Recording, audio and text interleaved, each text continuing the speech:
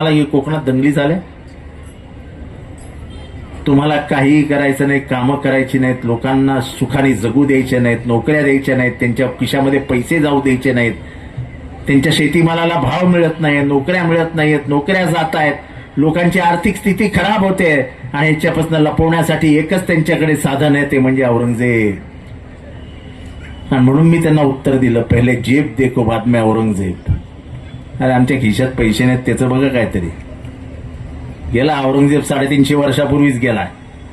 काय कबर खणायची ती खणा आणि घेऊन जा औरंगजेबाला तुमच्या घरी, आमच्या बापाचं काही जात नाही. पण आमच्या महाराजाचा इतिहास आम्ही छोटा करू देणार नाही, हा शब्द आपल्याला द्यावा लागेल.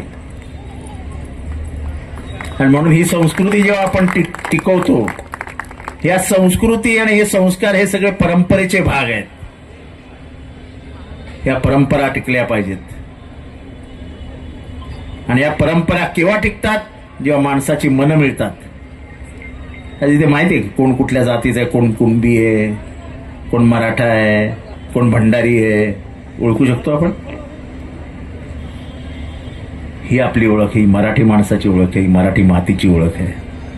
मराठी मातीचा स्पर्श ज्याने आपल्या कपाळाला केला तो आयुष्यात कधीच मागे वळून बघत नाही. ही या मराठी मातीची ओळख आहे.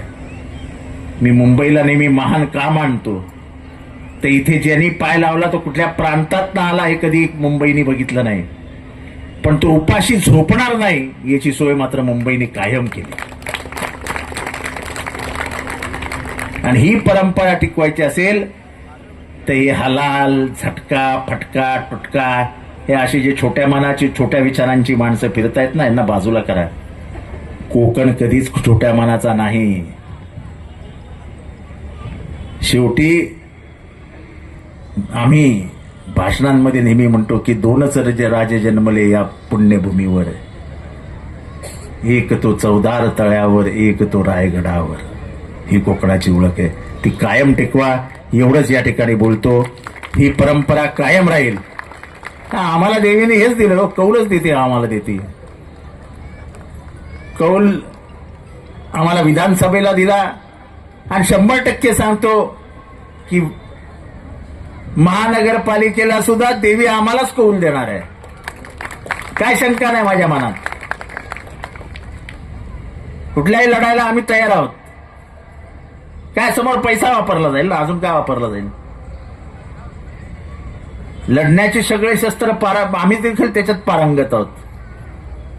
रक्ताच्या शेवटच्या थेंबापर्यंत लढण्याची ताकद आणि परंपरा ही महाराजांची आहे. ती परंपरा आम्ही जिवंत ठेवू एवढंच तुम्हाला सांगतो. तुमचे आशीर्वाद, तुम्ही जो आशीर्वाद माझ्या कायम मागे ठेवलायत तो आम्हा सगळ्यांच्या मागे ठेवा एवढंच या ठिकाणी बोलतो. अरविंदचं परत एकदा मनापासून अभिनंदन करतो की कोकणातला हा पोरगा सगळ्या कोकणवासियांना एकत्र करण्यासाठी म्हणून धडपडत असतो आणि त्याच्या या कार्यक्रमाला नेहमी यश येत असतं. असंच यश त्याला देव देत राहो एवढंच या ठिकाणी बोलतो. रजा घेतो. जय हिंद, जय महाराष्ट्र. तुम्हाला शिमग्याच्या खूप खूप खूप खूप शुभेच्छा.